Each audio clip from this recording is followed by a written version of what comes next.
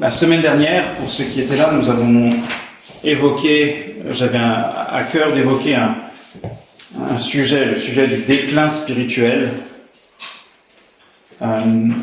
parce que je pense que c'est non seulement une réalité inévitable,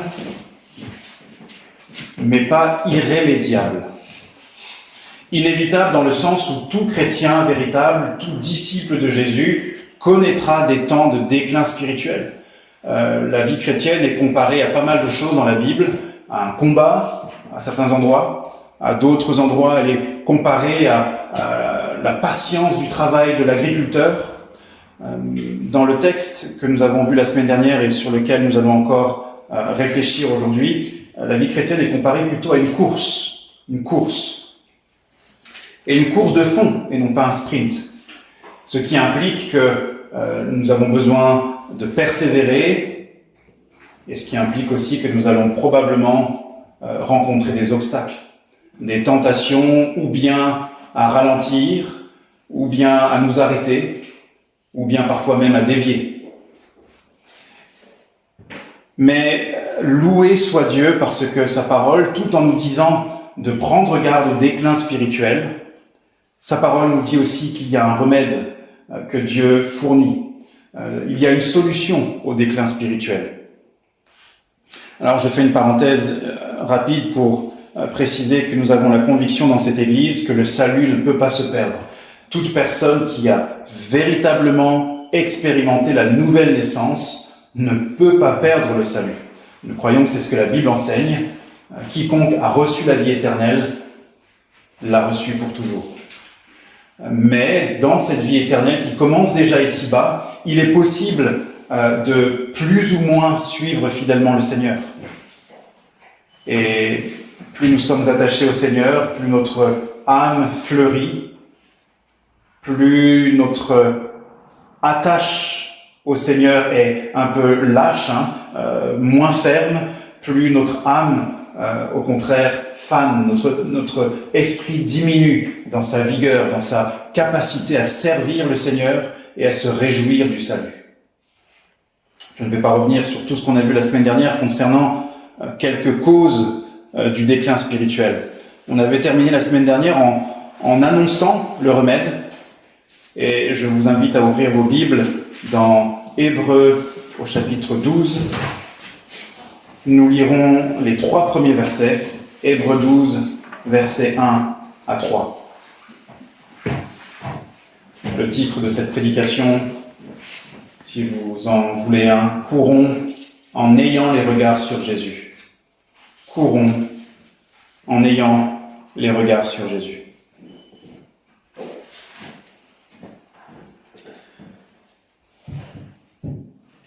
Nous donc aussi, puisque nous sommes environnés d'une si grande nuée de témoins, rejetons tout fardeau et le péché qui nous enveloppe si facilement, et courons avec persévérance dans la carrière qui nous est ouverte, ayant les regards sur Jésus, qui suscite la foi et la mène à la perfection. En échange de la joie qui lui était réservée, il a souffert la croix, méprisé l'ignominie, et s'est assis à la droite du trône de Dieu. Considérez en effet celui qui a supporté contre sa personne une telle opposition de la part des pécheurs, afin que vous ne vous lassiez point, l'âme découragée. Pour rappel, cette épître a été écrite à des chrétiens issus du judaïsme. Ce sont des juifs qui sont les premiers destinataires de cette épître, et des juifs qui font face à une grande hostilité, pas simplement de la part du monde païen, on est à l'époque de l'Empire romain, mais une hostilité peut-être plus forte encore de la part des autres juifs, parfois des membres de leur famille, qui n'ont pas reconnu en Jésus le Messie annoncé par les prophètes. Cette différence spirituelle, cette opposition religieuse a conduit les chrétiens véritables, que sont les destinataires de cette épître, à subir des maltraitances, des discriminations et même des pertes. L'épître en parle ici et là. Et face à cette opposition de la part des pécheurs, comme il est dit au verset 3. La tentation est grande, on peut le comprendre, pour ces gens de se demander, mais ne devrait-on pas revenir en arrière? Est-ce que ça vaut bien la peine de persévérer à la suite de ce Jésus que nous aimons, mais qui, à sa suite, nous a promis de la tribulation et de l'épreuve, comme nous le vivons maintenant? Et le but de l'auteur de l'Épître aux Hébreux, c'est de dire à ces chrétiens, en arrière, vous n'avez rien de meilleur à trouver que ce que vous avez maintenant en Jésus. Si vous revenez en arrière, vous ne trouverez rien de meilleur. Jésus est meilleur que tout ce qui a précédé. Il est meilleur que les anges dont nous parle l'Ancien Testament. Plus grand. Puisque à aucun ange, comme à Jésus, Dieu le Père a dit « Tu es mon fils, héritier de toutes choses ». Jésus est meilleur que Moïse. Moïse a été fidèle, nous dit l'Épître aux Hébreux, fidèle comme serviteur de Dieu. Mais Jésus est fidèle comme fils. Le fils est plus grand que le serviteur qui est dans la maison. Jésus est plus grand aussi et meilleur que Josué. Oui, certes, Josué a fait entrer le peuple de l'Ancienne Alliance dans le pays promis, dans Canaan. Mais ça n'était pas un véritable repos, puisque le peuple continue aujourd'hui de faire face à des jugements de Dieu. Le peuple n'a pas l'assurance, bien qu'ayant pénétré en Canaan, l'assurance d'être sauvé au jour du jugement.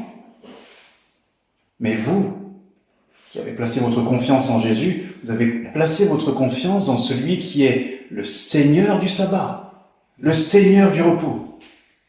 Celui qui vous dit « Venez à moi, vous tous qui êtes fatigués et chargés, et je vous donnerai du repos. Je donnerai du repos à votre âme. » Jésus est meilleur que tout le système sacrificiel de l'Ancienne Alliance. Les prêtres, les sacrificateurs se sont succédés les uns aux autres parce qu'ils étaient mortels. Et les sacrificateurs d'autrefois devaient, avant de faire un sacrifice pour le peuple, offrir un sacrifice d'abord pour leurs propres péchés. Mais voilà Christ, grand sacrificateur impeccable, qui n'a pas besoin d'offrir plusieurs sacrifices, mais par une seule offrande, l'offrande de sa vie juste, parfaite, irréprochable, sauve parfaitement tous ceux qui se confient en lui.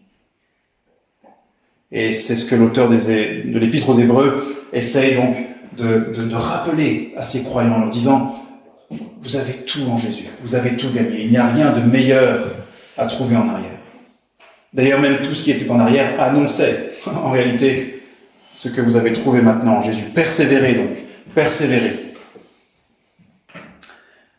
Mais la réalité, c'est que même pour nous chrétiens, en connaissant ces merveilleuses réalités, ces merveilleuses promesses, il nous arrive de décliner dans notre foi. Ne vous est-il jamais arrivé, si vous êtes chrétien ce matin, une semaine, un mois, une période, une saison où la prière avait perdu de son attrait? Ne vous est-il jamais arrivé d'ouvrir le Saint-Livre et de trouver que votre esprit, votre cœur, votre âme n'est que sécheresse et que ces lettres vous semblent distantes, bien que toutes proches de vos yeux? Vous est-il déjà arrivé de vous sentir lassé de patienter au service de Christ dans ce monde qui n'est que corruption? Jusqu'à quand, Seigneur? Jusqu'à quand, Seigneur? Ne vous est-il pas arrivé même d'être découragé de votre propre corruption? À nouveau, Seigneur, je pensais avoir déjà surpassé ce problème dans ma vie, ce péché. Et ce sont là bien des occasions, bien des éléments qui peuvent nous pousser au découragement, au déclin spirituel, à ralentir dans la course de la foi. Et la semaine dernière, comme je l'ai dit, nous avons conclu en annonçant le remède. Il est là dans le texte. Regardez avec moi à nouveau. On va lire à partir du verset 1 et on va s'arrêter à la première moitié du verset 2. Nous donc aussi, puisque nous sommes environnés d'une si grande nuée de témoins, rejetons tout fardeau et le péché qui nous enveloppe si facilement, et courons avec persévérance dans la carrière qui nous est ouverte, ayant les regards sur Jésus qui suscite la foi et la mène à la perfection. Nous allons voir deux choses très simples ce matin. Pourquoi est-ce qu'il nous faut fixer les regards sur Jésus? Et comment fixer nos regards sur Jésus? C'est ce que ce texte, je crois, nous présente. Pourquoi est-ce que nous devrions fixer les regards sur Jésus? En quoi est-ce que fixer nos regards sur Jésus, par la foi, constitue le remède au déclin spirituel?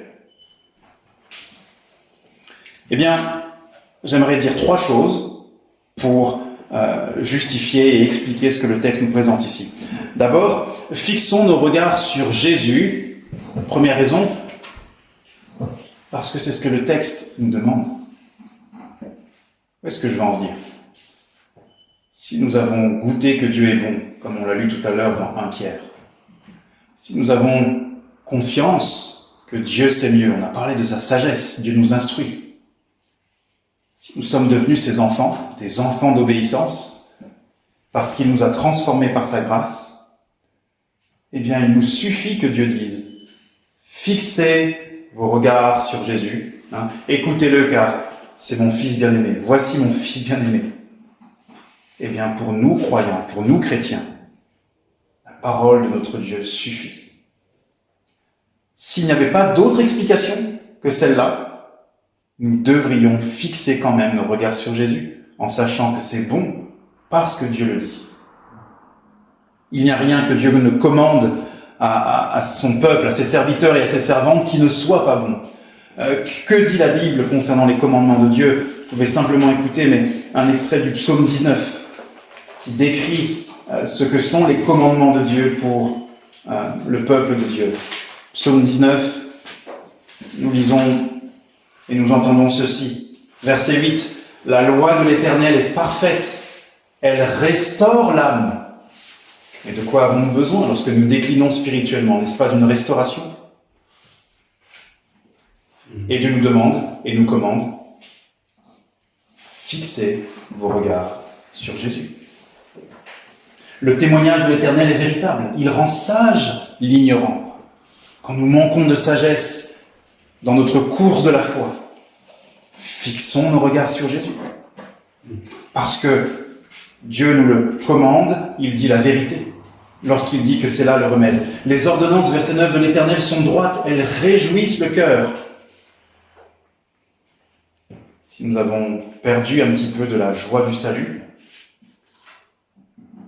obéissons comme des enfants qui ont confiance que leur Père Céleste, qui est le Dieu du bonheur et de la joie, le Dieu des béatitudes, nous commandera ce qui est notre bonheur et notre joie.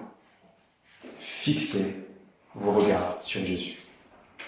Donc simplement, par pure obéissance, c'est écrit, et Dieu est digne de confiance. Laissez-moi illustrer un peu la vertu de l'obéissance simple. Voilà un garçon qui fait un voyage avec son père dans un endroit naturel avec de beaux paysages, mais c'est un endroit sauvage. Et il n'est pas rare, il n'y en a pas partout, mais il n'est pas rare qu'il y ait parfois des animaux dangereux, en particulier des reptiles. Et voilà que ce jeune garçon, s'approche d'un arbre parce qu'il veut y grimper, et après y avoir joué, il descend de cet arbre et se retourne pour se rediriger vers son père qui se trouve à une dizaine de mètres de là. Et de là où le père est placé, il voit une silhouette, une sorte d'ombre glisser du haut de l'arbre et descendre vers son fils. Et il réalise qu'il s'agit là d'un serpent, et ce n'est pas le type de serpent avec lequel on joue volontiers. Et il dit à son fils, il lui crie même, « Stop ! Son fils, sans poser de questions, s'arrête. Il attend la suite des consignes. Son père lui dit, ne te retourne pas. Tu fais 5 grands pas en avant, vers moi. Et quand je te le dirai, cours. Le garçon s'exécute. Et une fois arrivé près de son père, il lui pose la question, mais pourquoi est-ce que tu m'as demandé de faire tout ça? Et le père lui explique, et lui dit, retourne-toi. Est-ce que tu vois la silhouette là qui descend de l'arbre? Et le fils réalise, oh, il y avait un serpent juste derrière moi. Je suis pas sûr, pense-t-il, que j'aurais pu m'en sortir autrement. Et donc vous voyez comment l'obéissance simple, parce que ce garçon avait l'habitude de connaître son père dans sa bonté, dans ses soins, et se doutait que le père ne lui voulait que du bien, il a simplement obéi, même avant de comprendre ce qui se passait. Fixez vos regards sur Jésus, si vous êtes dans le déclin spirituel. Et Dieu vous promet que cela vous relèvera. Pourquoi? Eh bien parce que c'est lui, comme le texte le dit, regardez avec moi verset 2, Hébreux 12, c'est lui qui suscite la foi et la mène à la perfection. Et ça m'amène à mes 2 remarques suivantes. Pourquoi est-ce que nous devons fixer nos regards sur Jésus? Parce qu'il suscite la foi, 2e remarque. Et 3e remarque, parce qu'il perfectionne la foi. Alors, la traduction ici nous aide déjà en fait à comprendre ce qui est dans le texte, on va dire, littéral en grec. Normalement, si on le traduit de façon plus littérale, certaines traductions d'ailleurs que vous avez peut-être en main, disent que Jésus est le chef de la foi et le consommateur de la foi.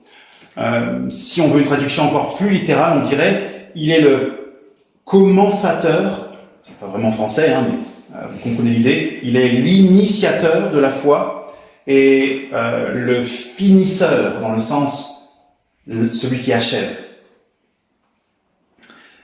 D'abord, le commenciateur de la foi ou l'initiateur de la foi. Effectivement, vous ne pourriez jamais être chrétien à moins que Jésus ne vous ait fait quelque chose. Vous ne pourriez jamais avoir la foi afin que le Christ, dans sa bonté et son amour envers vous, ne vous ait donné quelque chose que vous ne pouviez pas obtenir sans lui. Et de quoi s'agit-il?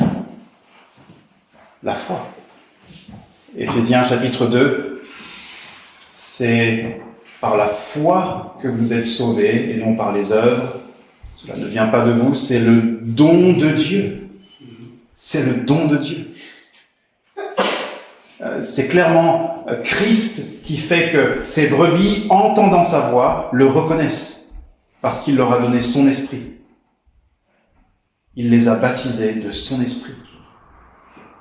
Et là aussi, je me permets une parenthèse, il y a beaucoup de confusion aujourd'hui dans nos milieux chrétiens sur ce que c'est que le baptême du Saint-Esprit. La Bible est très simple. Le baptême du Saint-Esprit, ça n'est rien d'autre que la nouvelle naissance. Ce n'est pas une deuxième expérience qui vient après la conversion. Le baptême du Saint-Esprit, c'est le moment où vous croyez. Vous recevez le Saint-Esprit, vous êtes né de nouveau, et donc la Bible dit que vous êtes baptisé du Saint-Esprit. Et cela parce que vous avez été unis au Christ. Romains 8 dit que si quelqu'un n'a pas l'Esprit du Christ, il ne lui appartient pas. Appartenez-vous au Christ? Croyez-vous en lui? D'où vient cette foi alors? De vous? Nos cœurs trembleraient, n'est-ce pas, à l'idée de dire « Oui, ça vient de moi et c'est moi qui ai produit... » Non, nous savons que là aussi c'est une grâce de la bonté de Dieu qui a envoyé son Fils Jésus pour nous donner cette foi salutaire. Il s'est manifesté à nous, il s'est fait connaître à nous. Et il a implanté dans nos cœurs la foi. Il est l'initiateur de la foi, il est le commenciateur de la foi, il est le chef de la foi, il est celui qui suscite la foi. Et troisième remarque, il est celui qui perfectionne la foi. Et pour cette raison, nous devons fixer nos regards sur Jésus. Nous devons regarder à Jésus pour commencer à croire, mais nous devons aussi regarder à lui pour augmenter notre foi. Souvenez-vous des disciples dans l'Évangile qui avaient conscience que leur foi n'était pas forcément la plus grande qui soit. D'ailleurs, le Christ ne leur a-t-il pas reproché plusieurs fois « gens de petite foi ». Parfois même, il leur a dit « vous n'avez pas la foi du tout ». Quand il leur a dit « mais où est votre foi ?» Et les disciples, conscients de leur besoin de grandir dans la foi, vers qui vont-ils? D'après eux, qui a ces paroles de la vie éternelle capables de non seulement susciter la foi, mais aussi l'augmenter et la perfectionner? Le même. Jésus. C'est Jésus-Christ, notre Seigneur, qui est en mesure, qui a le pouvoir de nous instruire pour augmenter notre foi. C'est pourquoi ils vont le voir et lui disent « Seigneur, augmente notre foi ». Verset 2, je relis « Ayant les regards sur Jésus qui suscite la foi et la mène à la perfection ». Et donc vous voyez que comme la vie chrétienne, la vie de foi est une course, lorsque je décline, c'est parce que j'ai détourné mes regards de celui qui alimente ma foi, la fait grandir. Une course physique, nous courons avec nos pieds. Et je l'ai dit la semaine dernière, la foi, c'est un peu les pieds de l'âme. C'est avec la foi que nous courons la course chrétienne. Et nous ne pouvons pas la courir longtemps et correctement sans fixer nos regards sur celui qui est la source de la foi et celui qui en est l'aliment, le gardien.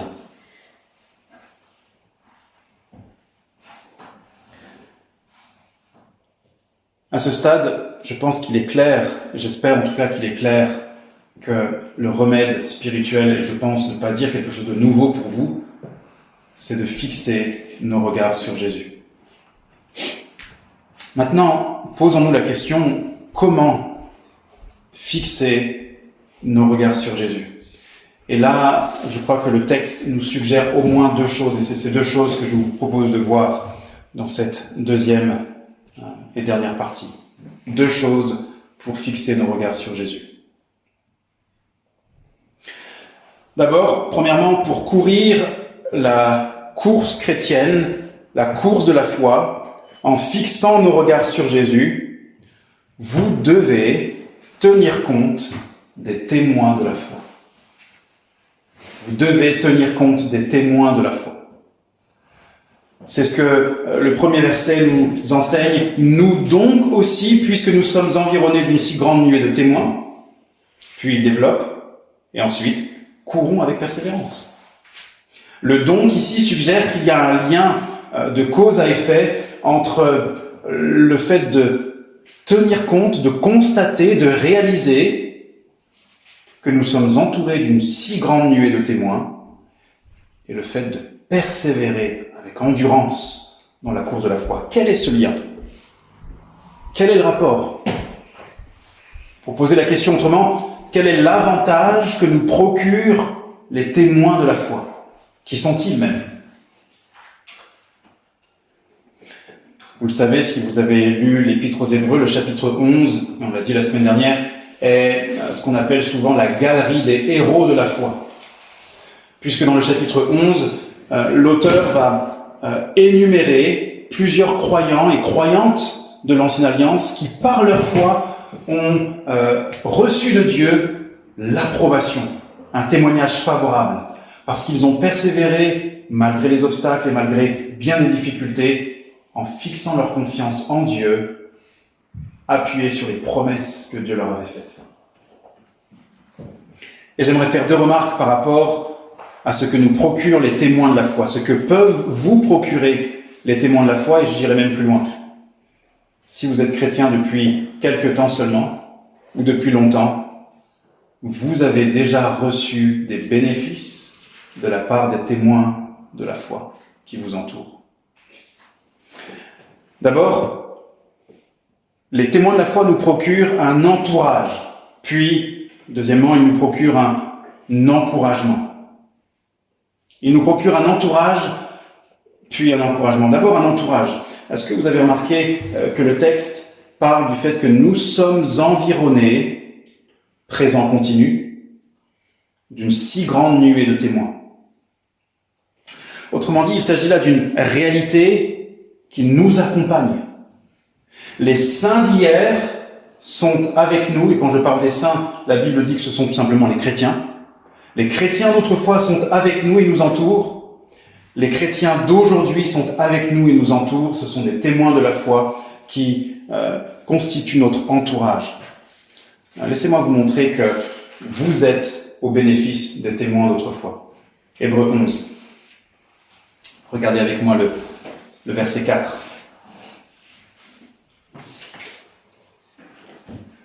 C'est par la foi que nous reconnaissons, c'est par la foi qu'Abel offrit à Dieu un sacrifice plus excellent que celui de Caïn.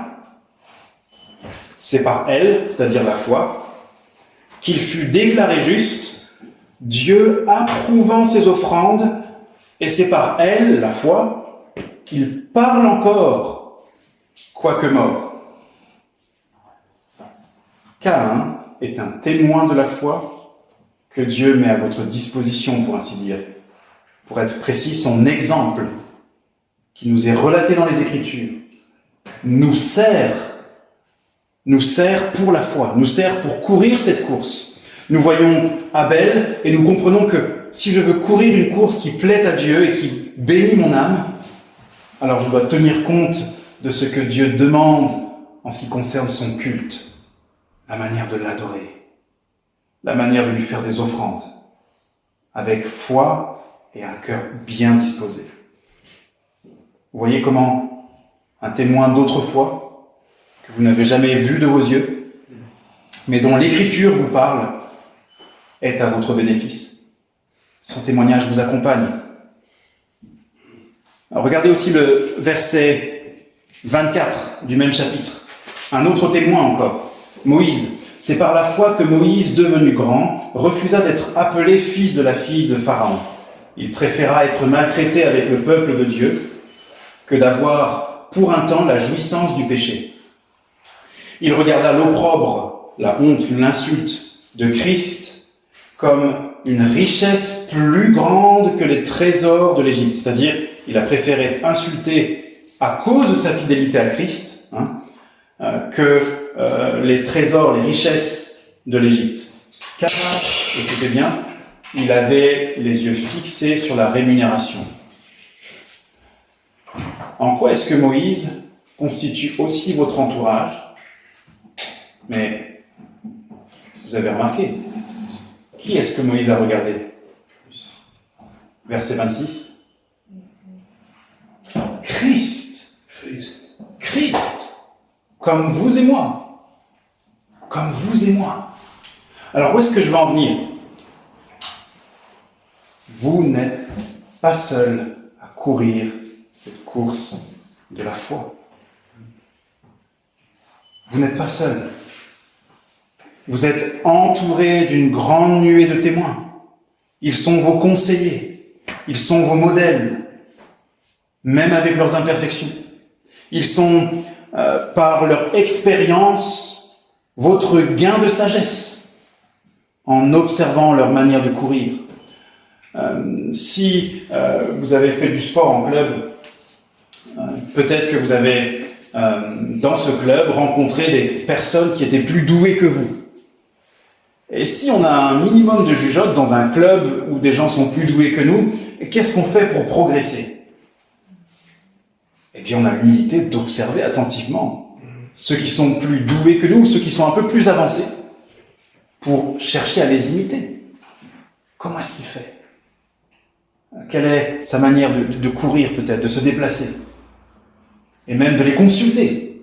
Alors nous ne pouvons pas, nous, consulter directement les saints qui sont morts et qui nous ont précédés, mais nous pouvons consulter leur exemple parce que Dieu l'a enregistré pour nous.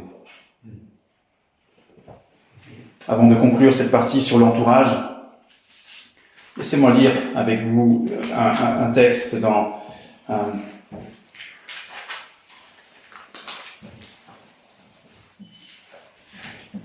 1 Corinthiens, au chapitre 10.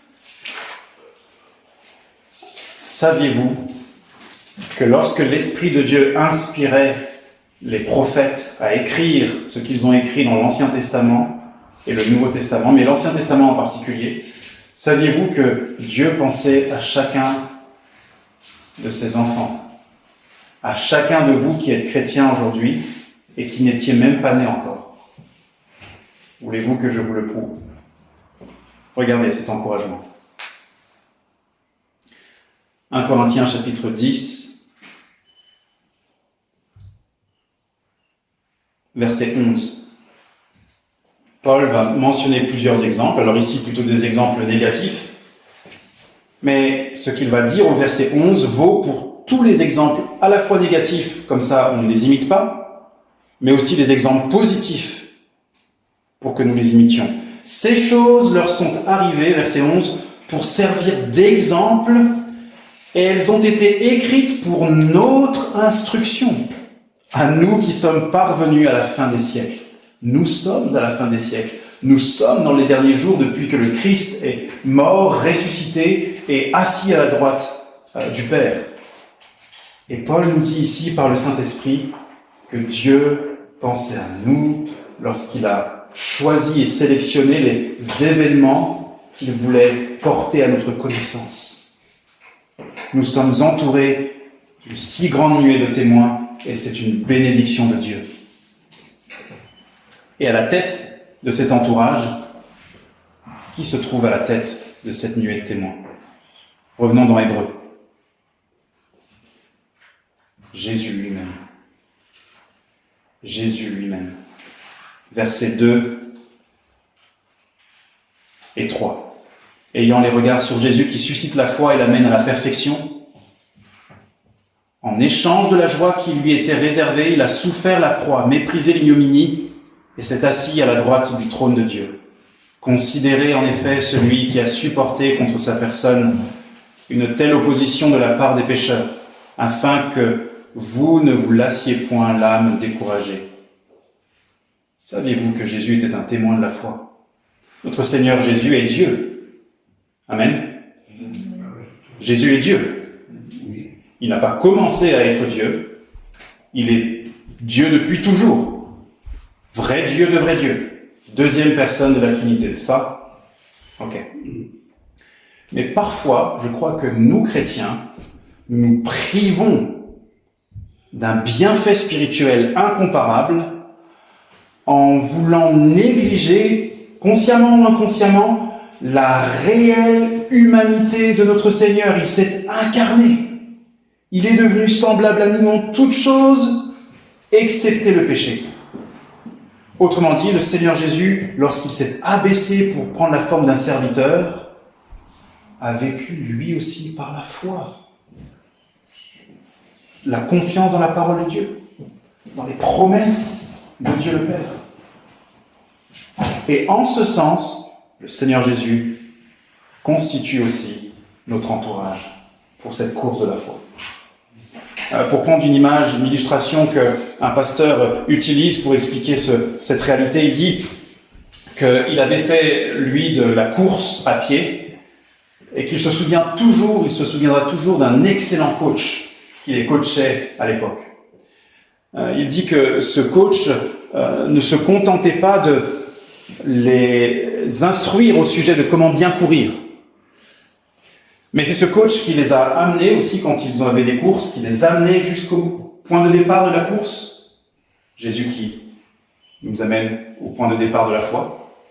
Et que ce coach, il dit, je ne sais pas comment il faisait, mais régulièrement à différents points de la course, il nous encourageait, il nous retrouvait. Autrement dit, ce coach courait avec eux. Jésus a couru la course de la foi. Et en ce sens, il est avec nous. Il est notre exemple suprême, notre modèle. Il nous dit, vous n'êtes pas seuls. Moi aussi, j'ai eu des défis, des obstacles. Et la persévérance est possible. Ok, avançons. Un entourage, mais aussi un encouragement. Avez-vous remarqué qu'il n'est pas simplement dit que nous sommes environnés de quelques témoins, ou d'une nuée de témoins? vous avez vu comment l'auteur insiste sur la taille, la quantité, environné d'une si grande nuée de témoins. Qu'est-ce que nous pouvons en tirer? Eh bien, laissez-moi l'illustrer ainsi. J'ai le vertige, mes enfants le savent et s'en amusent parfois de façon tout à fait correcte. J'en ris moi-même volontiers. J'ai le vertige, mais bien le vertige. Et donc, vous voyez ces endroits parfois à Paris, j'ai grandi en région parisienne, il y a la Seine, et il y a certains ponts qui passent donc au-dessus de la Seine pour nous conduire d'un côté à l'autre. Et ces ponts, peut-être certains commencent déjà à sourire parce qu'ils se disent mais le vertige, là, oui, effectivement, je traverse ces ponts avec difficulté. Mais les moments où je peux traverser ces ponts avec beaucoup moins de difficulté, c'est lorsque je suis entouré de plein d'autres qui en même temps que moi sont en train de traverser ce pont. Une ou deux personnes ne suffit pas forcément. Parce que je me dis que on n'est pas assez nombreux pour être certain que ce pont va pas s'écrouler. Oui, je sais, c'est étonnant que à mon âge j'ai encore ce type de réflexion, mais je suis en progression et en rémission, disons-nous. Mais clairement, j'ai constaté que lorsqu'il y a une foule qui traverse ce type de pont en même temps que moi, tout de suite, je suis beaucoup plus en confiance. C'est une chose de courir seul, c'en est une autre de courir entouré. Cette grande nuée de témoins nous donne de l'assurance. L'assurance de quoi? Eh bien, quand on voit ces personnes si différentes, Sarah, Moïse, Abraham, David, Rahab et bien d'autres, Paul, Pierre, ceux qui nous ont précédés dans les décennies, les siècles récents. Qu'est-ce que nous nous disons? Nous nous disons, mais ça marche. Ça marche. Jésus est capable. Jésus est capable parce qu'il a eu affaire à des profils si différents, si divers. Des hommes instruits, des hommes non instruits, des hommes, des femmes, des enfants parfois, des riches comme des pauvres et nécessiteux, des gens de différentes nations, de différentes époques. Et le Christ a été capable non seulement de susciter la foi en eux, mais de la mener à la perfection. Et ils sont si nombreux qu'on est au point où on ne peut pas se dire c'est le fruit du hasard ou quelques circonstances favorables. Non, ça marche. Dieu est capable. Souvenez-vous, on l'a lu dans Job. Dieu est puissant pour instruire comme personne d'autre n'est capable de le faire.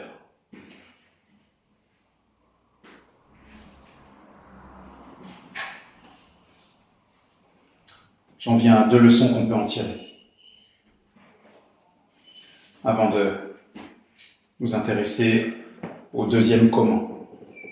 Pour courir donc la course de la foi, les regards sur Jésus, vous devez tenir compte des témoins de la foi. Dieu les a placés autour de vous, ceux qui sont morts autrefois et dont l'exemple nous est rappelé ici, et ceux qui sont vivants aujourd'hui. Il y a deux leçons, je pense, au moins à en tirer. Il y a donc une grande importance à lire et chérir l'Ancien Testament en particulier. Parce que le chapitre 11 est en fait rempli d'exemples de croyants justement de l'Ancien Testament, dont nous lisons la vie dans l'Ancien Testament.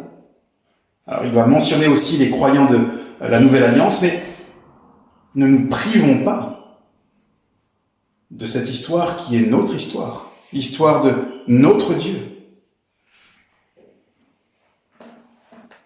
Combien de fois avez-vous lu l'Ancien Testament? C'est une vraie question. Si vous êtes chrétien depuis 5 ans, 10 ans, 15 ans, avez-vous lu l'Ancien Testament au moins 2 fois? Et en disant au moins 2 fois, je tremble parce que c'est très peu. C'est bien, mais je vous assure, j'ai rencontré tellement de chrétiens au fil des années qui me disent « Ah, c'est bien, cette année, je vais commencer à lire l'Ancien Testament en entier. Je me rends compte que je ne l'ai jamais lu en entier. » Des gens qui sont véritablement chrétiens, qui n'ont 15 ans, 20 ans, 25 ans, 30 ans de vie chrétienne, jamais lu certains textes de la parole de Dieu, de la Bible. Alors que nous l'avons lu, ça a été écrit pour nous, pour vous. Ne nous privons pas et ne négligeons pas l'importance de l'Ancien Testament, mais aussi de l'histoire de l'Église. Avez-vous lu récemment une bonne biographie de missionnaires pour être encouragé, challengé, de voir comment ces hommes, ces femmes qui, malgré les obstacles, partaient pour annoncer la bonne nouvelle de Jésus-Christ dans des lieux dangereux. Et ce n'est pas que c'était de grands hommes, de grandes femmes, mais ils avaient un grand Dieu. Et ça nous encourage dans notre course. Si vous voulez quelques titres, quelques suggestions, venez me voir à la fin du culte et je vous suggérerai volontiers quelques biographies palpitantes de certains coureurs de la foi. Deuxième leçon qu'on peut en tirer, ne négligeons pas l'importance de l'Église locale. Parce que nous sommes entourés non seulement d'une nuée de témoins quand nous regardons à ceux qui étaient derrière nous, qui nous ont précédés, mais aussi à ceux qui sont avec nous aujourd'hui, en 2026, et en particulier dans l'Église locale. Lisez avec moi, pour ne pas être long, simplement les versets 24 et 25 du chapitre 10. Hébreux 10, versets 24 et 25. C'est dans ce contexte, souvenez-vous, de devoir persévérer dans la foi, que l'Épître aux Hébreux rappelle aux chrétiens, vous vous leurrez si vous pensiez que la vie chrétienne peut se vivre correctement seule. Vous vous leurrez si vous pensez que vous n'avez pas besoin des autres. Veillons, verset 24, veillons les uns sur les autres pour nous exciter à l'amour, nous encourager à l'amour et aux bonnes œuvres. N'abandonnons pas notre assemblée comme c'est la coutume de quelques-uns, mais exhortons-nous réciproquement, et cela d'autant plus que vous voyez s'approcher le jour. C'est-à-dire, plus vous avancez dans la course, plus en réalité c'est pertinent d'être entouré de cette nuée de témoins, et notamment de ceux de l'Église locale. Vous en avez besoin. Verset 26, car si nous péchons volontairement après avoir reçu la connaissance de la vérité, il ne reste plus de sacrifice pour le péché. Ce sont les témoins qui nous entourent, qui nous aident à rester dans le chemin, n'est-ce pas, étroit. Difficile de courir sur un chemin étroit. Et la Bible ne s'en cache pas. Gloire à Dieu. Dieu ne nous cache pas le fait que cette course est souvent difficile. Le chemin est resserré. Mais, gloire à Dieu aussi, Dieu nous a placés au milieu d'autres coureurs contre lesquels nous serrons nos épaules, n'est-ce pas, et nous nous encourageons comme une cohorte à aller de l'avant. Et si l'un est fatigué, plusieurs l'entourent et peuvent le relever, n'est-ce pas? Si l'une ralentit, voilà que d'autres vont se mettre peut-être quelque temps à son rythme pour ne pas le laisser ou la laisser en arrière. Oh, bénissons Dieu pour l'Église locale. Voilà comment courir les regards sur Jésus est possible. Nous devons tenir compte des témoins de la foi. Deuxième et dernière manière de courir les regards sur Jésus, vous devez rejeter tout fardeau et le péché. L'avez-vous vu dans le texte? Hébreux chapitre 12, verset 1. Nous donc aussi, puisque nous sommes environnés d'une si grande nuée de témoins, rejetons tout fardeau et le péché qui nous enveloppe si facilement. Et, après, courons, n'est-ce pas, avec persévérance. On se pose la même question que précédemment. On s'est demandé tout à l'heure, qu'est-ce que nous procurent les témoins? Et on l'a vu, ils nous procurent un entourage et un encouragement. Un entourage, nous ne sommes pas seuls. Un encouragement, ça marche. Qu'est-ce que nous procurent le fait de rejeter tout fardeau et le péché qui nous enlace ou nous enveloppe si facilement. Eh bien, deux choses, il me semble, au moins. Une bonne orientation et une bonne vision. Ou pour le dire autrement, une orientation nécessaire pour cette course et une vision claire pour cette course. Une bonne orientation, une bonne vision, une orientation nécessaire, une vision claire. D'abord, que pensez-vous de ce coureur qui se trouve sur la ligne de départ? Il s'agit d'un 400 mètres. Et la caméra de votre télé, le caméraman en tout cas qui transmet les images à votre télé va, comme souvent, filmer l'un après l'autre les coureurs qui sont sur la ligne de départ. Et vous les voyez tous donc, comme ils sont d'ordinaire, accroupis, prêts à partir. Mais au quatrième coureur, quelque chose vous fait un peu froncer les sourcils d'incompréhension. Vous voyez un coureur qui n'est pas orienté vers la ligne d'arrivée, mais qui est bien accroupi, mais tourne le dos à la ligne d'arrivée. Je vous pose la question suivante, la réponse est évidente, je pense, mais pensez-vous que ce coureur a des chances de gagner la course s'il part dans la direction dans laquelle il est orienté?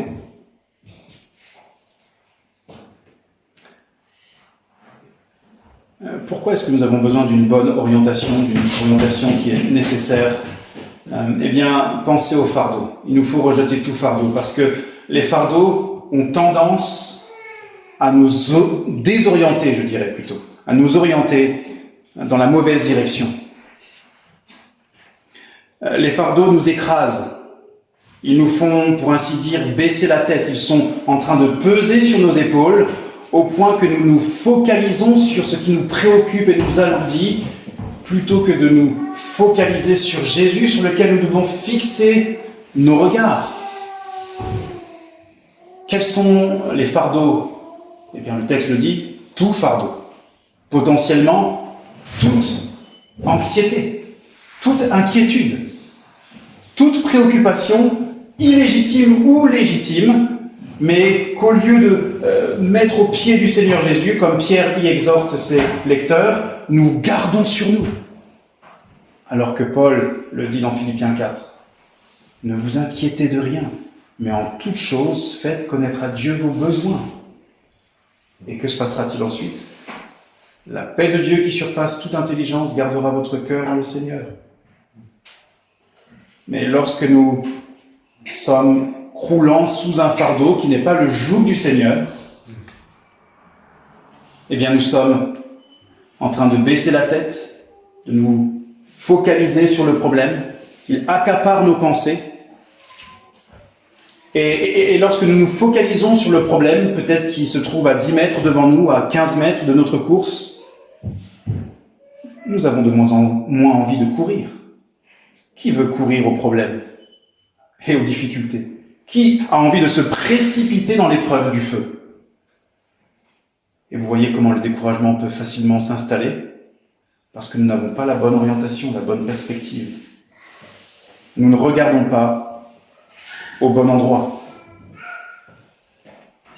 Mais lorsque nous rejetons tout fardeau, alors nous relevons la tête.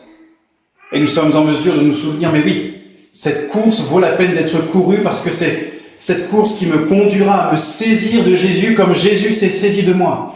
Il est l'amant de mon âme, celui qui m'a aimé au point de livrer sa vie pour me sauver de la mort, du péché, de l'enfer. Il me prépare une place, m'a-t-il dit, auprès du Père.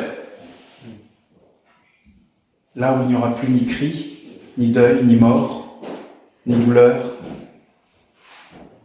Là où tout sera amour, paix, lumière, gloire. C'est seulement en regardant à Jésus que je peux courir cette course. C'est pourquoi la manière de courir cette course, c'est de rejeter tout fardeau qui me détourne le regard de Jésus. Avez-vous un fardeau en ce moment?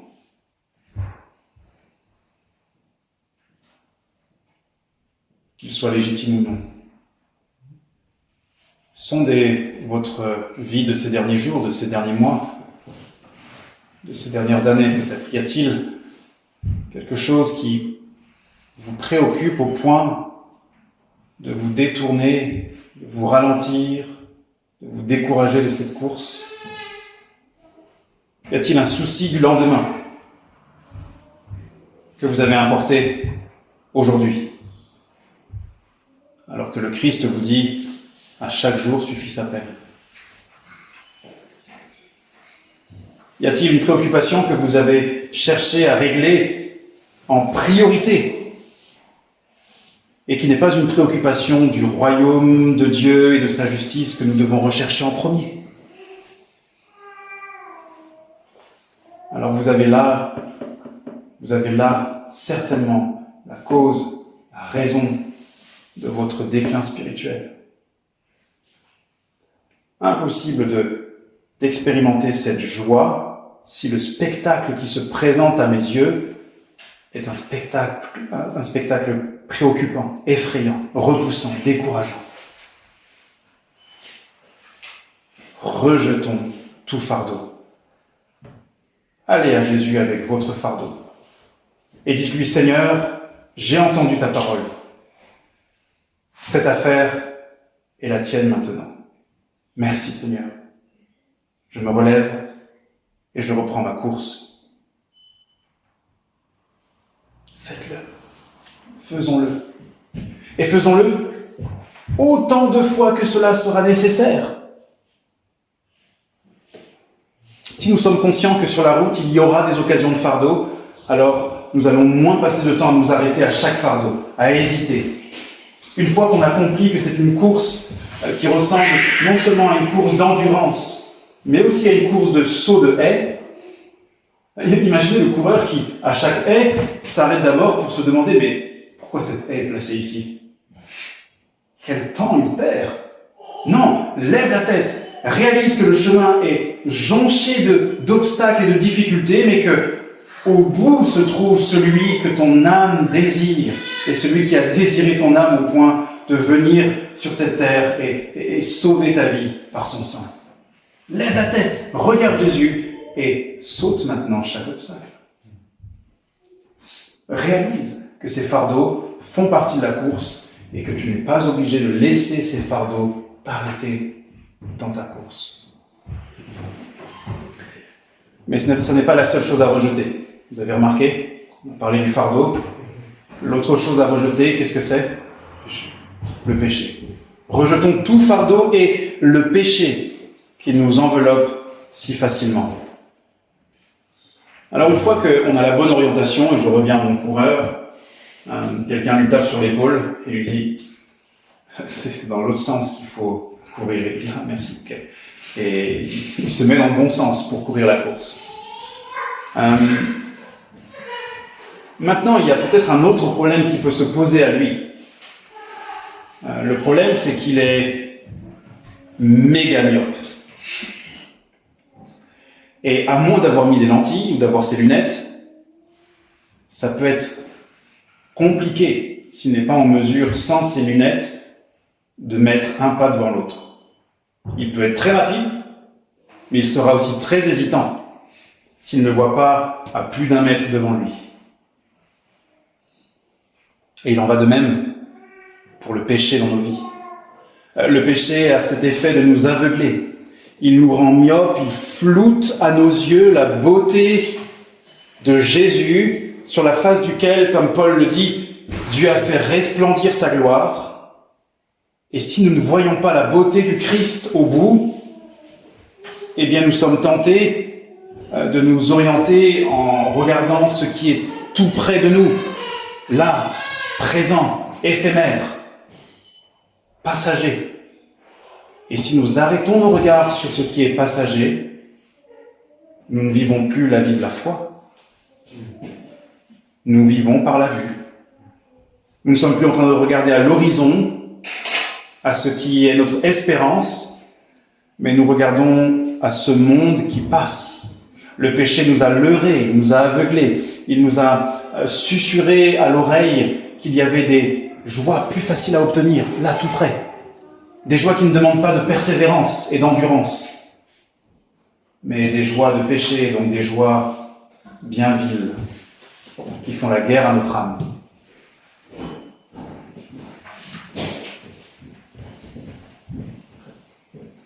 Et parce qu'on ne voit plus loin, on oublie donc, comme je l'ai dit, les plaisirs nombreux qui sont à la droite de Dieu. Est-ce que vous vous souvenez de comment le psaume 16 finit? Ce n'est pas le seul psaume qui mentionne ça. Mais est-ce que vous savez ce qui vous attend auprès de votre Père Céleste? Venez avec moi dans le psaume 16.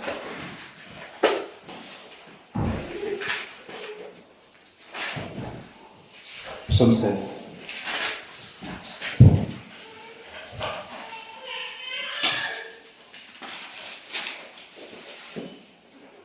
Verset 11. Tu me feras connaître des sentiers de la vie, le sentier, de la vie. Il y a d'abondantes joies devant ta face, des délices éternelles à ta droite. Pas étonnant qu'Asaph, psaume 73, dise « Pour moi, mon plus grand bien, c'est de m'approcher de Dieu ». Et pas étonnant non plus que Christ dise « Je suis venu pour que mes brebis aient la vie et qu'elles aient la vie en abondance. » En abondance. Notre Dieu est le Dieu prodigue dans le sens généreux. Ses libéralités sont incomparables. Ses trésors sont infinis. Et il les place devant nous pour nous dire « Vous avez de bonnes raisons de venir à moi. Je ne vous cache pas mes intentions. » Jérémie, n'est-ce pas? J'ai pour vous des projets, des intentions de bonheur et de prospérité spirituelle.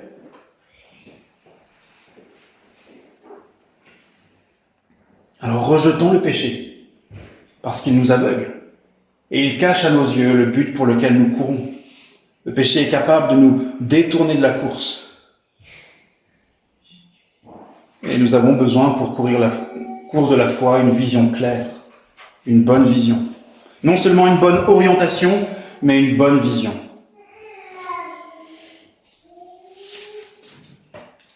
Concluons.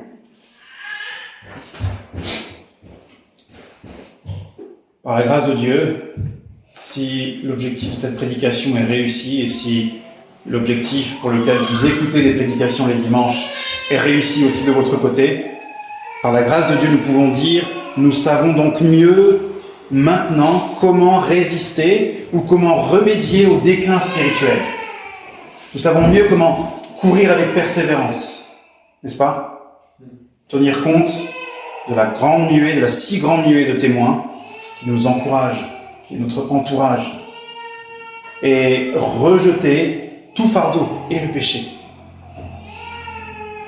Alors sans tarder, pour conclure, sans tarder et sans jamais cesser, et chaque fois que notre regard s'en détourne, revenons. De la même façon que le coureur doit, à chaque fois qu'il a posé la jambe droite, poser la gauche, et ensuite la droite, puis la gauche. À chaque fois que notre regard se détourne, ramenons-le à Christ. Encore, et encore, et encore. Regardons Jésus crucifié, glorieux dans ses souffrances, parce que par ses souffrances, il sauve beaucoup de pécheurs et les justifie. Regardons encore à Jésus enseveli, grand, même dans ces 3 jours d'ensevelissement, parce qu'en si peu de temps, il absorbe et annule pour toujours la mort éternelle de ceux qui se confient en lui, la mort éternelle que nous avions méritée. Regardons à Jésus. Regardons à Jésus et fixons nos regards sur lui ressuscité, éclatant de lumière, parce qu'il est la résurrection et la vie pour tous ceux qui croient. Croyez-vous? Croyons-nous? Regardons encore Jésus, maintenant assis dans les lieux célestes, à la droite de la majesté divine, sa bonté divine qui parcourt la terre entière alors qu'il ouvre, pour ainsi dire, les trésors du ciel et les distribue généreusement à toute âme qui se confie en lui, parce qu'il est roi et seigneur, et que le royaume lui appartient. J'ai reçu toute autorité dans le ciel et sur la terre. Regardons enfin Jésus avec ce regard toujours de la foi. Jésus, cette fois-ci, venant sur les nuées. Il vient chercher son Église. Il est l'époux majestueux de nos âmes. Et il vient pour régner et nous faire régner avec lui. Courons donc avec patience. Dieu est fidèle. Christ assez. Et nous avons l'espoir. Gloire, gloire et gloire à notre Dieu. Amen.